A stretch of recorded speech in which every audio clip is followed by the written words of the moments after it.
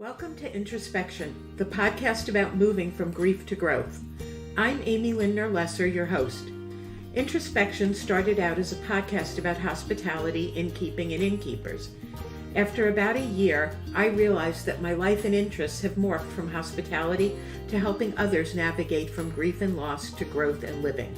In this new version of Introspection, I will be talking about my personal experiences with loss, and there are quite a few, what I've learned along the way through my professional training, as well as from my coaching experiences. I'll also be bringing in guests to share interesting ideas. So grab a beverage, find a comfy place, take a deep breath, and listen in. Hi, everyone. Welcome back to Introspection. I'm Amy, your host today. And today we're doing our second podcast for Pride Month. And I had alluded to it in the last podcast that I was going to bring on some people who have dealt with a very different type of grief and loss. Today, my guest is my friend Susan, who has had the experience, I guess is the best way of saying it, of going through a very different type of life quake. We've talked about life transitions, and we all go through life transitions. Life quakes are when the transition is not quite as easy, where you may not be able to handle it on your own. You certainly need support from friends and others. And so I'd like to bring Susan on and have her tell you a little bit about the life quake that she went through. Hi, Susan. Thanks for joining me. Hi, Amy. Good to meet you. So can you tell us a little bit about your experience with life quake?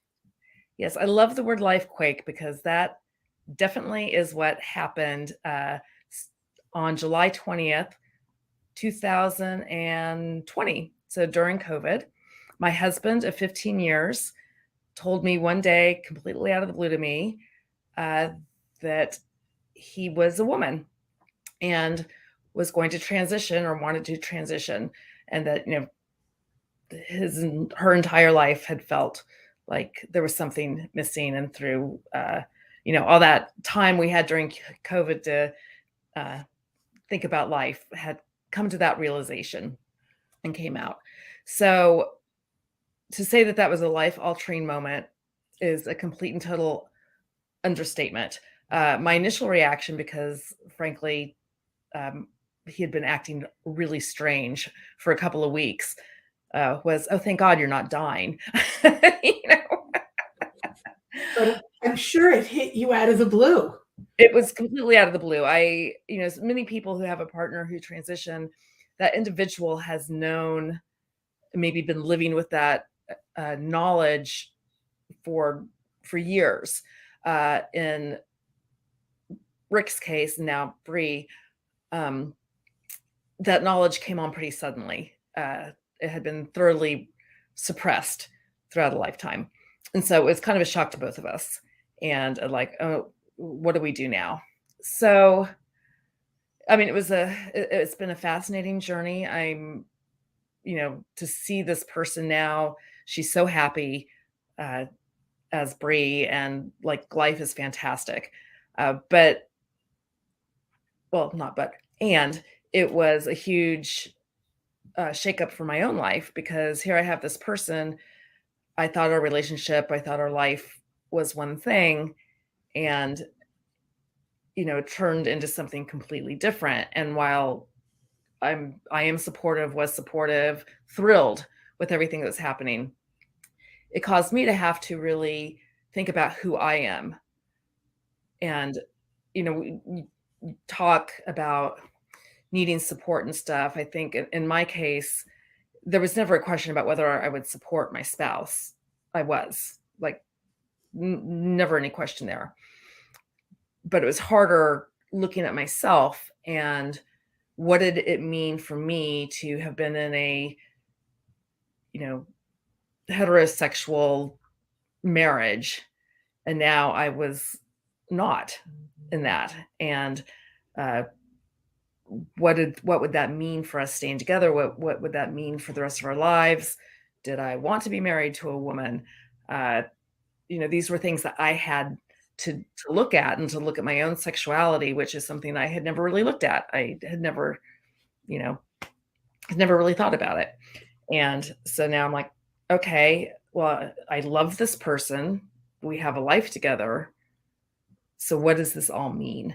And that was really my journey. And, Bree and I talk about it now. The first year, I equate it to, people ask me. So we ultimately decided to separate and get divorced, although we're still absolute best friends. And I don't really consider myself a divorced woman. I consider myself a widow, because on that day, on July 20th, my husband died. And this other person, I used to say, yeah, Rick died, and then his fabulous twin sister, who's got all the cool things about him, but it's not him, is a very different human, came to live with me and get me through that. And then after a year, after the shock kind of lifted, like we were just in this kind of surreal space, because everything in her transition happened very quickly. Once she came out, it's like, okay, I'm in my 50s, bam, we are doing this. So it's just a real whirlwind year. So a year later, I kind of woke up. I'm like, okay, now what? And so that's the encapsulated version of my story.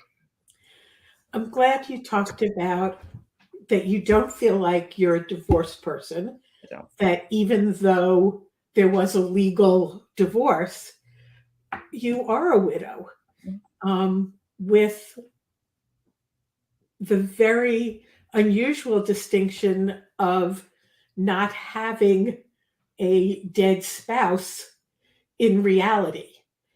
In essence, yes. Yes. In the personage, yes. Yet none of the rituals that we associate with death and grieving were there for you. Yeah, exactly. And that was really hard. And, I think one of the most important things that happened for me during that time was, Bree would sit there and say, when, I'm having these discussions about how you're not, I lose more and more of Rick every day. And she'd say, I'm the same person. I'm the same person. I'm like, no, you're not. You have all the core values and everything and all the things that are wonderful, but you are not the same person. And I'm very fortunate and grateful that she had some work recordings for her business, and she was going back to look at them to see what she needed to redo, which incidentally, all of them. But she came home that night and she's like, I get it now. I get what you were saying, that I'm not the same person. Like, I was watching those recordings and that is not who I am anymore. Like, thank you. And that was kind of permission for both of us to take the next step forward. So, okay, so now what do we do? How were you able to grieve that loss?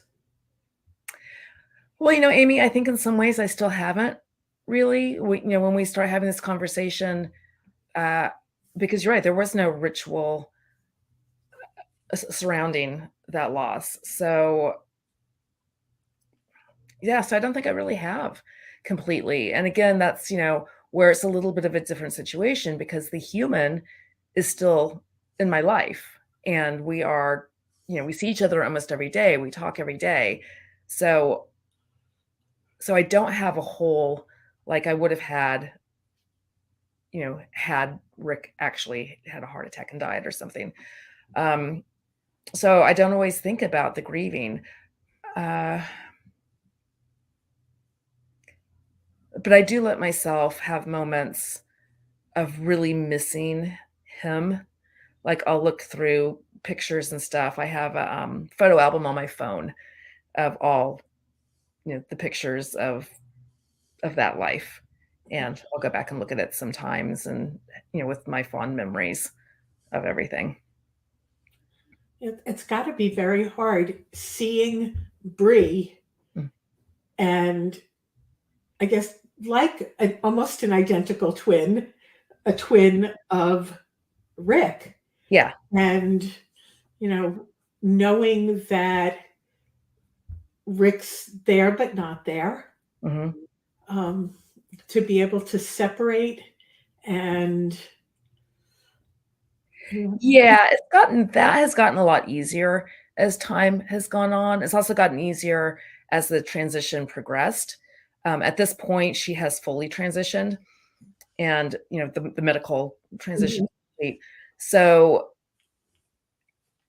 I really sometimes I'll see a picture of him and I'm like, whoa, I forget how much physically she has changed. But the more time I spend with her, the easier that separation is. Uh, yeah. where where did you find support initially? Initially, I was in a support group for the spouses of transgender people. I was uh, fortunate seems like the wrong word, but a good friend of mine's child had transitioned, and my friend had found this support group. So she was the first person I called when, you know, she was literally the first person I told. And I said, "Okay, Marilyn, where where did you go for help? Can you hook me up with this person who runs support groups?" So she did, and Emma, the Rev minister who runs it, is just a beautiful, beautiful human being, and she brought, you know, other people in my situation together. So that really got me through uh, the first year and a half or so, and then of course I went to therapy. That was actually part of Bree's medical insurance required that I also get therapy in addition to her. Not that I was arguing the need for that in this situation anyway, but it was I had to for her to progress with her medical transition. So that was very helpful. And then just friends, an incredible network of friends who just from day one were such a positive influence, and there when I needed them to be there, and it was really good. It's so hard. This is not at all comparing, but I Mhm, remember breaking up with a an old boyfriend and who had been my best friend. mhm. And I remember thinking the person that I need to talk to the most is the person I can't talk to. Yeah, And it was different from when my husband died. I understood that and I could still talk to him. mhm. I talked to a spirit. Right. And so I'm guessing that it must be similar in that you want to share with the person who's your best friend. And Yeah, yeah, that's an interesting point, and that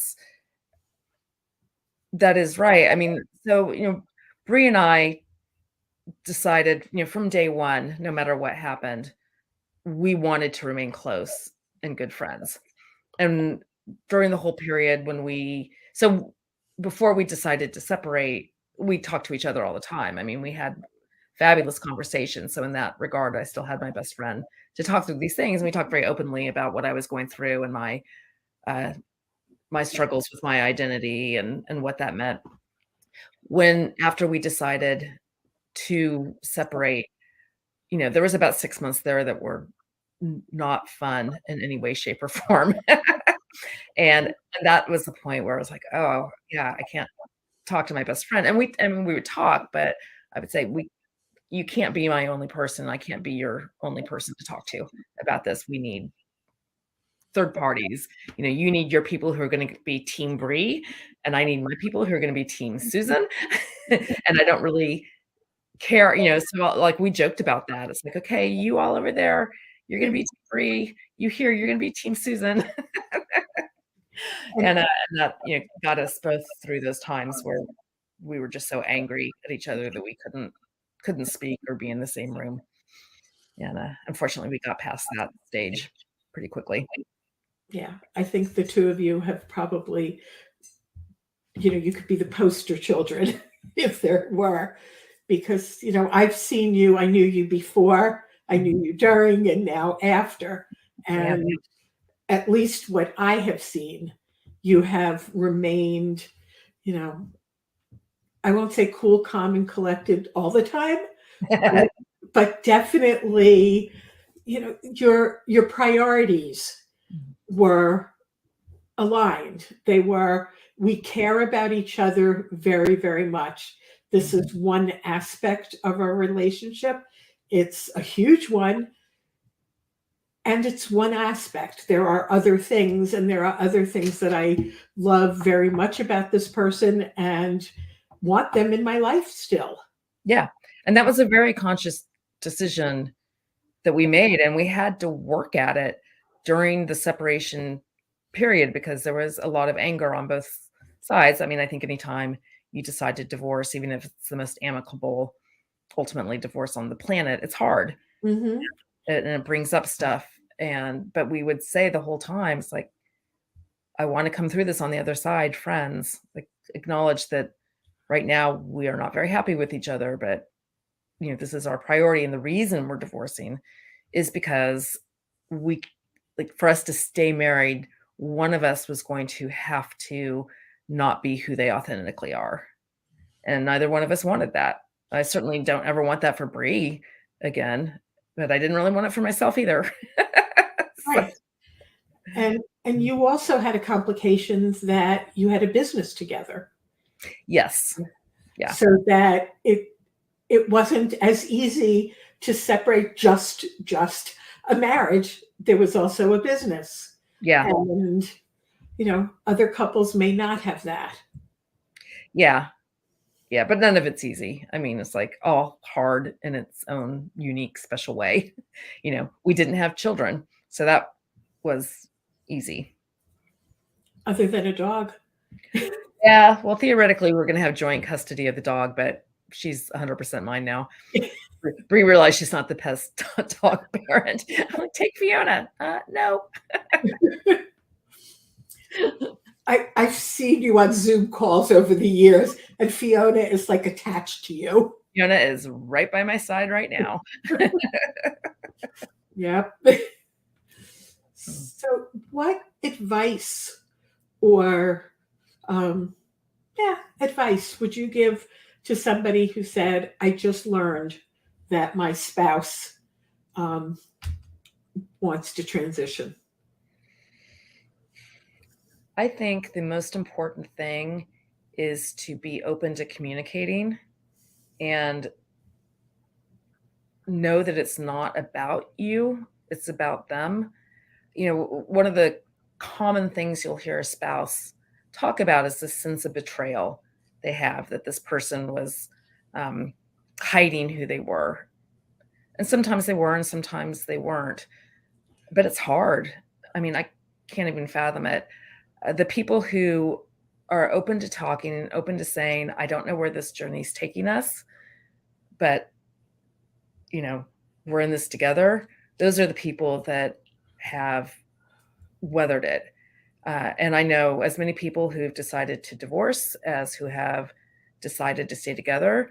Oh, we currently have friends who were, living together, boyfriend and girlfriend. And when the one transitioned, they've been going through that. It was exactly a year after we started our journey.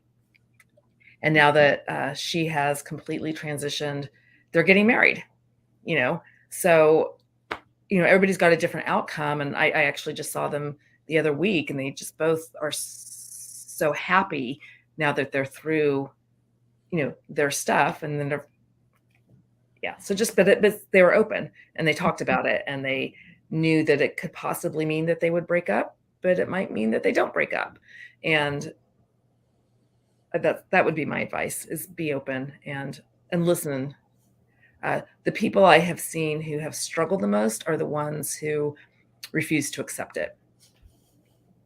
which is a decision I don't understand, but it's really common for the spouse or loved one to not accept it.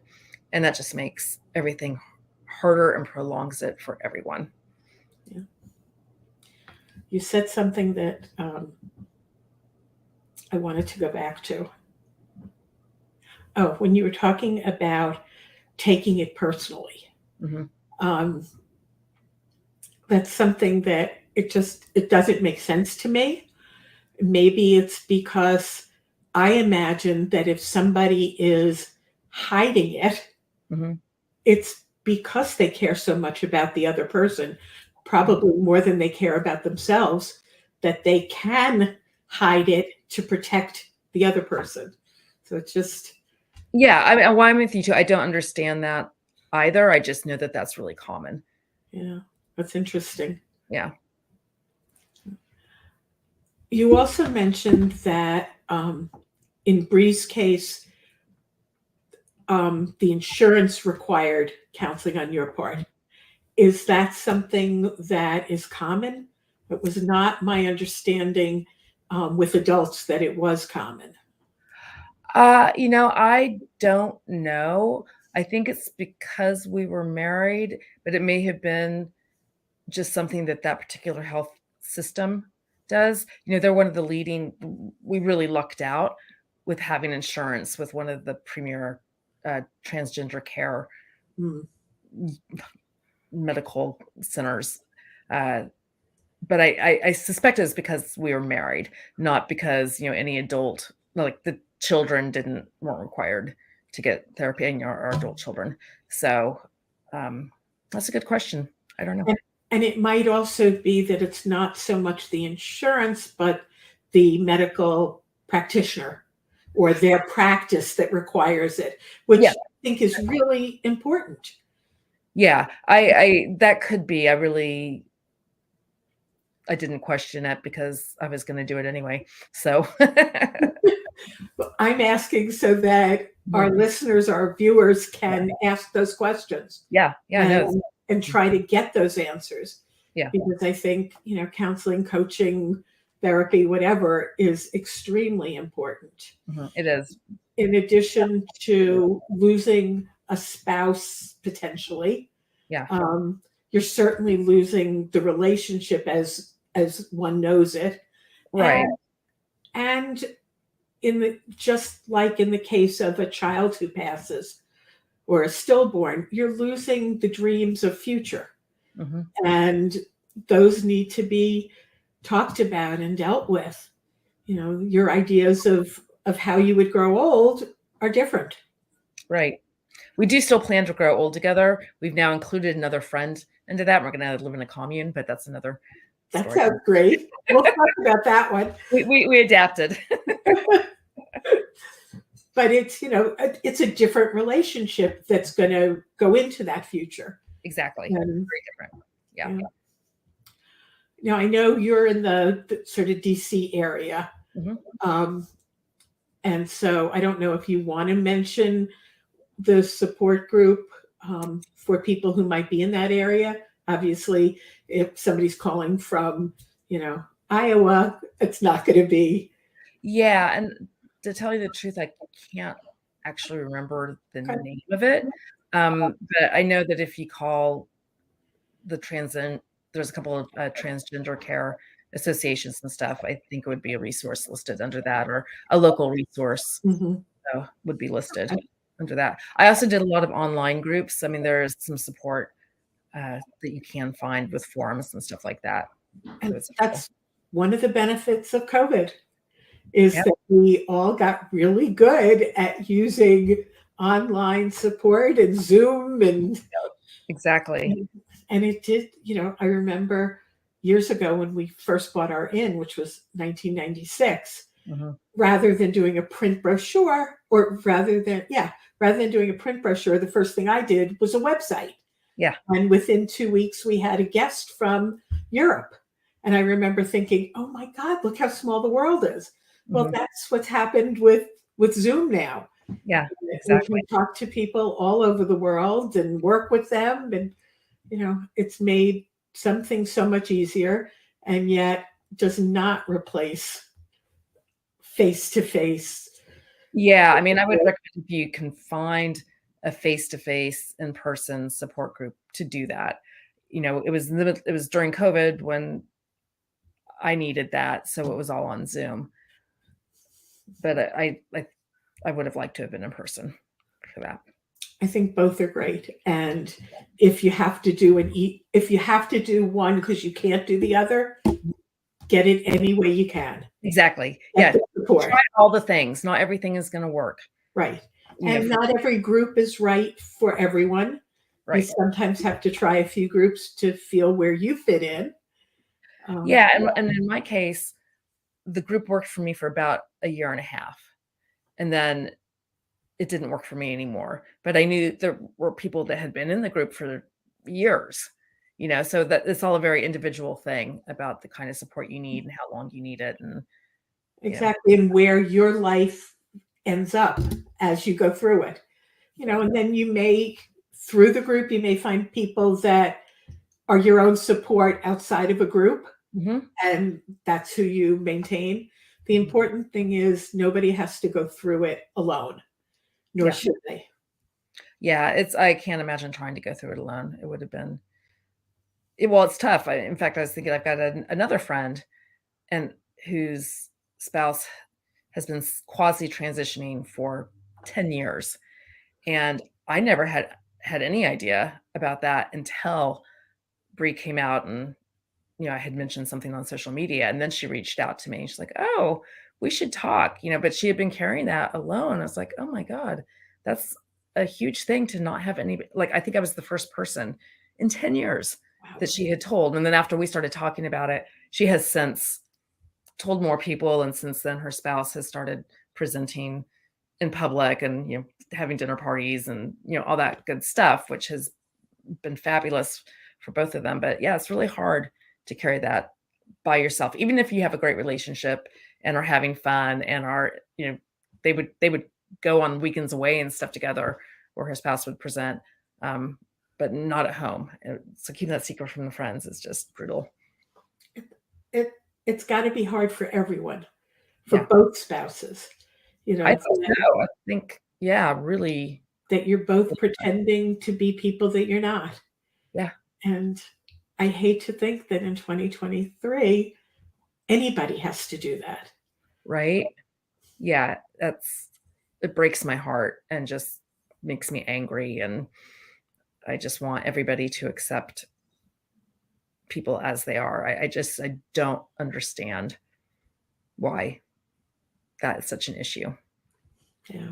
I don't get it. I commented on something on Facebook the other day of people hating different kinds of love. Mm-hmm. And I'm like, there's something wrong with hating love. How can you hate love? Yeah. And what difference does it make who people love? Yeah. You don't have to.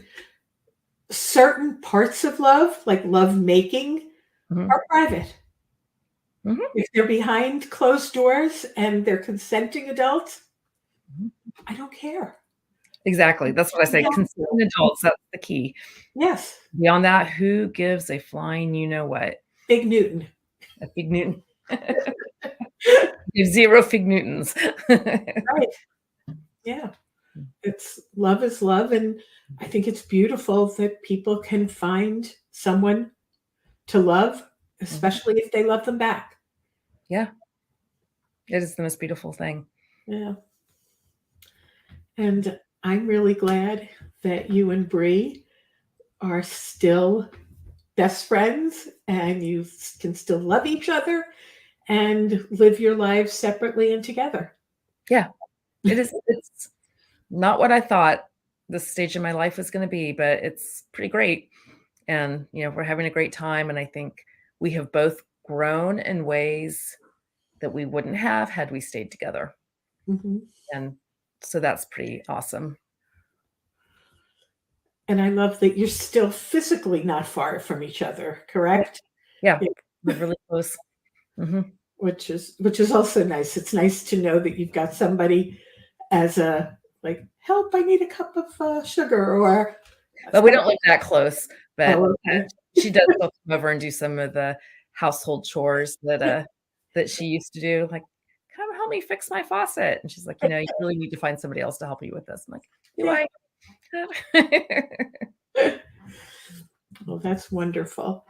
So I think we're just about at our time. Okay. And I just want to see any parting words. Oh, you know, just the best thing you can do if somebody you love comes out, well, in any way, shape, or form, is to love them and just let them know you love them. It's cannot stress how important that is and what a difference it makes. That's a beautiful ending. Just love them through it, Yeah. and love yourself through it.